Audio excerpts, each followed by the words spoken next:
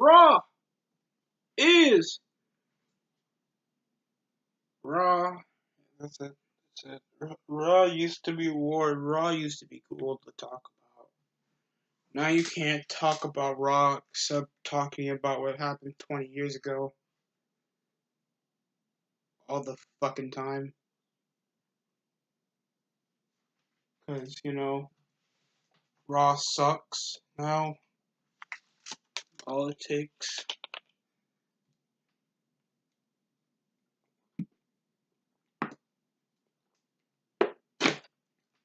is a hint of a surprise or a random legend that we bring back to get us those magical ratings again.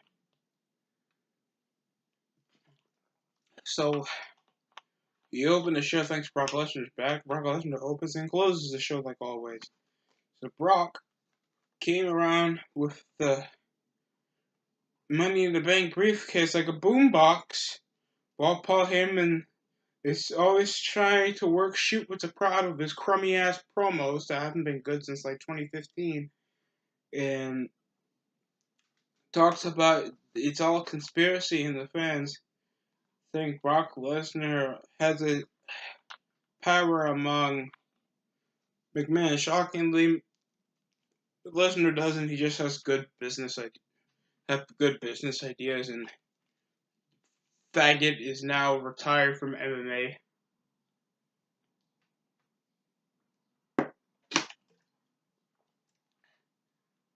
So Paul Heyman was then interrupted on the mic for when Seth Rollins, the Universal Champion, came.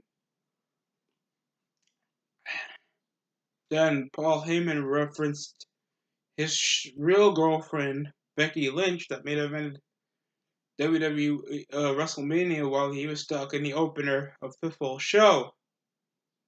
Too bad I was only there since the kickoff and my emotions ran off real quick.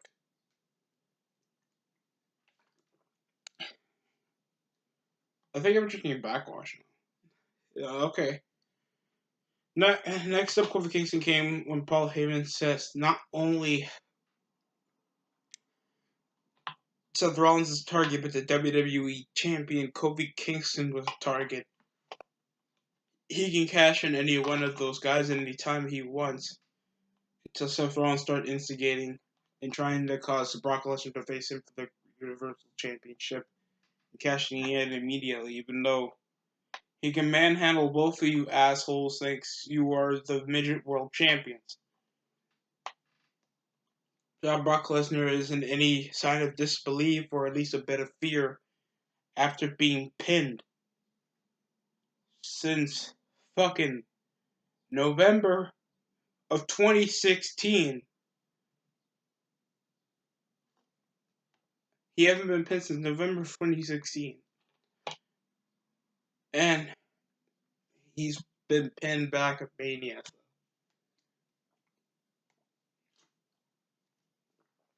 We just cut with the bullshit. Ready. Want to be a pretty review.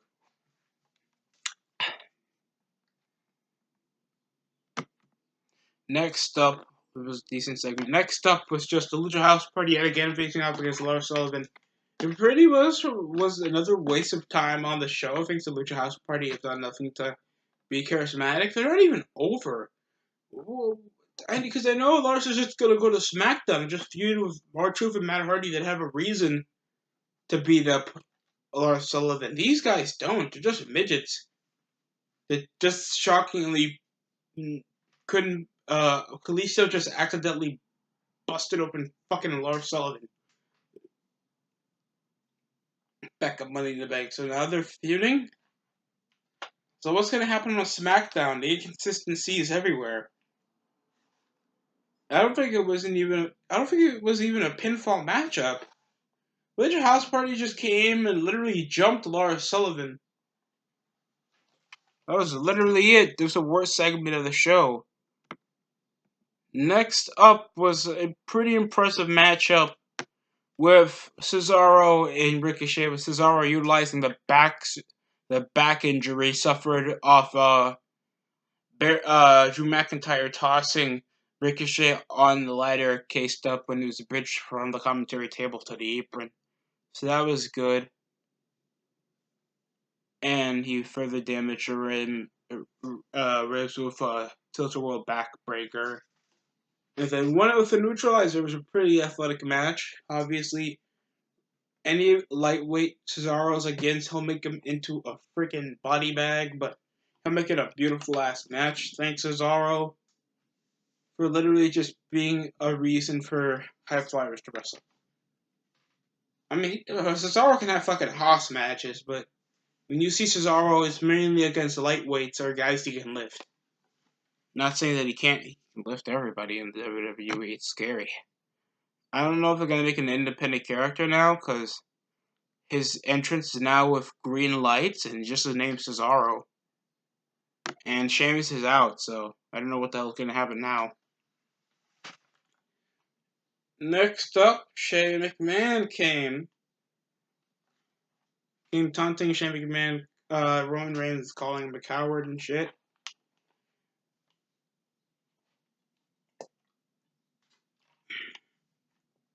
You can see how I'm excited for Monday Night Raw. That every time I have to say a sentence or segment, I'm swigging on water.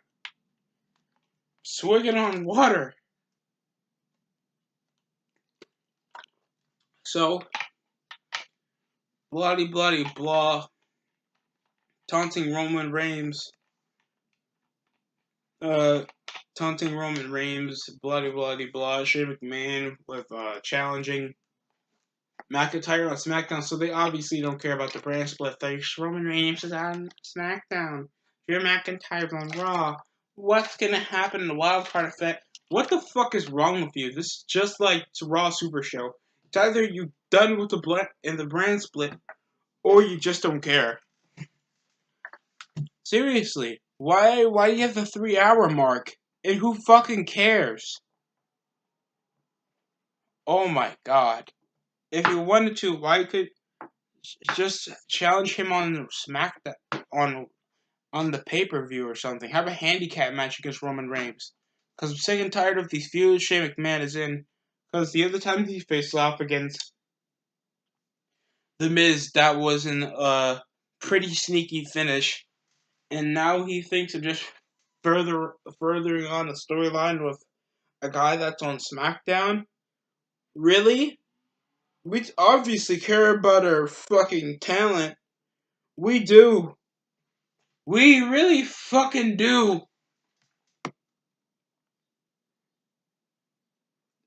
Next up was a pretty decent match involving the Usos and Revival. Ended up with the Revival winning via roll-up down on Jimmy Uso of the tights. There was a great tornado DDT in it. Also,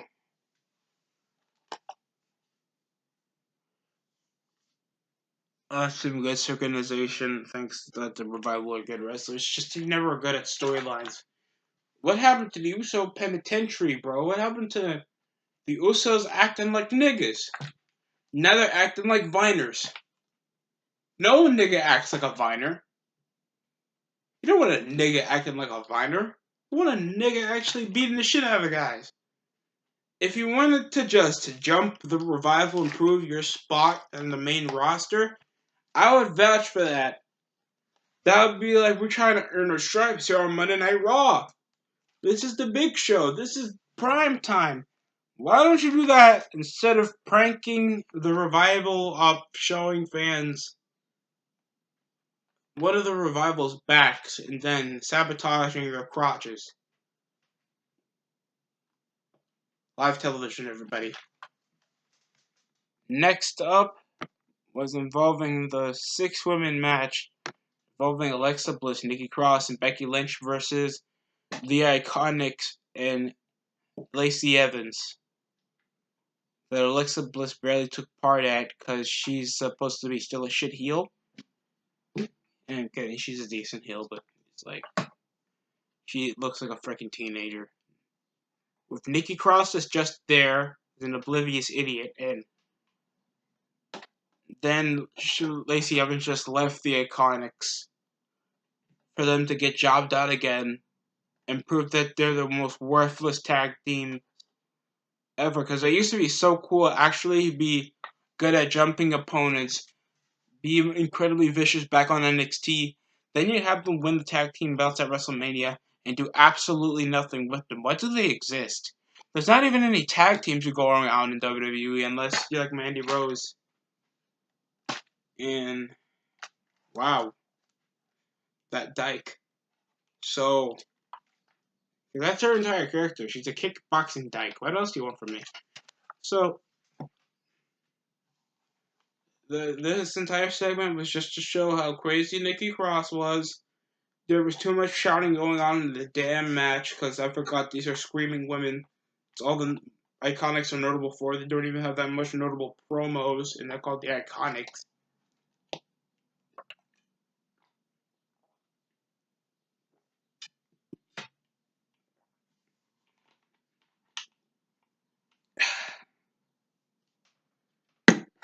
And yet, they keep losing. Lacey Evans just made it a 3-on-1 affair. I don't think Alexa Bliss was participating enough, so blah, blah, blah, blah. She was just drinking something while Nikki Cross and Becky Lynch did all the work. The segment was shit. Match was terrible. And Becky Lynch just won it for the team. That's it. Next up was involving the 24/7 championship. We know if it was involving Mick Foley, it was going to involve something extra, so why couldn't you just call it the Hardcore Championship? Because if you're telling me that's just a heavy 24/7 title, are people just going to be rolling up everybody? No trash cans, no hit with trash bins, no hits with a shovel, no creative ways like it was back in the Attitude Era. They just called it the 24/7 Championship and gave it the most generic, stupid belt ever. Seriously, you could have just brought back the Hardcore Championship and gave it a creative logo, or at least gave it the former logo to the you used to have. I don't know why they got rid of it for this shitty logo that looks like a fucking fork. I don't want a fucking logo that looks like a fork on a goddamn belt. And if you see because this is all we're here for. After Money in the Bank, everybody they kept endorsing that Mick Foley was going to introduce a new championship to WWE, thinks the mid-card sucks. And everybody that's not Seth Rollins, Kofi Kingston, any championship on the roster except the Iconics are fucking jobbers. The Iconics keep fucking losing on TV and they didn't even make money in the fucking bank. How the fuck you did not make money in the bank for a women's match? Holy shit, you guys suck. And this 24/7 rule had to be a scramble. So instead of these niggas diving for the belt, like the first nigga to hit the ring should be like, I got it. First champion. These niggas start doing flips, and I forgot Eric Young was still living in this world, or I thought he was still on Impact. Now he's shaved, and he just looks like any generic wrestler I've ever seen on this planet. Yeah. Oh my god. Then, for the majority of the show, because I'm not going to drag it off for you later in my reviews, goddamn. Bobby Roode won it, so we kept running on with the backstage. Stupid ways possible. How come he didn't just drive the limousine? If R-Truth was guiding him that way, so kind of stupid. And I thought R-Truth was the most dumbest nigga in the WWE, so seeing that was fun, I guess.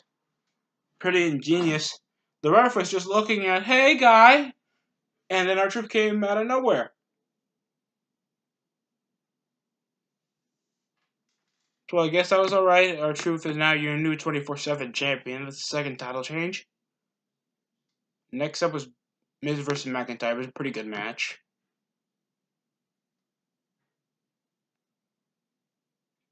It was pretty alright. I think there were some pretty good moves. There was a good suplex. I think he grabbed the ear to toss him out the rope again. Springboard axe handle. This was a pretty athletic match. thanks to Miz isn't really that notable for his athleticism. But these past couple months, Miz have actually proven to be quite good in the ring. So just McIntyre and Lashley are just hired guns or something. These guys don't have characters. Bobby Lashley hasn't done shit since with Leo Rush, and McIntyre hasn't been shit for a while. The only thing he did awesome was the Money in the Bank ladder match. So McIntyre picked up a victory, and Shane McMahon was there to give him a little final hoorah until Roman Reigns came and saved Miz from the 2-on-1 affair. The match was decent, but anything else off the Claymore kick and bullshit like that, this shit sucks. Next up was the tag team match main event. And Triple H was like, "Hey guys, not a tag team match? No, really, I'm from SmackDown, so I shouldn't even be here. No. You're wrestling, nigger. I mean, Kofi. You have a tag team match against Corbin and Lashley. Who asked for this? Everybody asked for this. The fans would love Corbin. Why is it just like a cancer patient from Target? No, shut up, bitch." So next was an ODQ, because this is straight off the bat for these guys to just do a drop kick. It just ended up Trouble in Paradise. Nobody had a freaking weapon.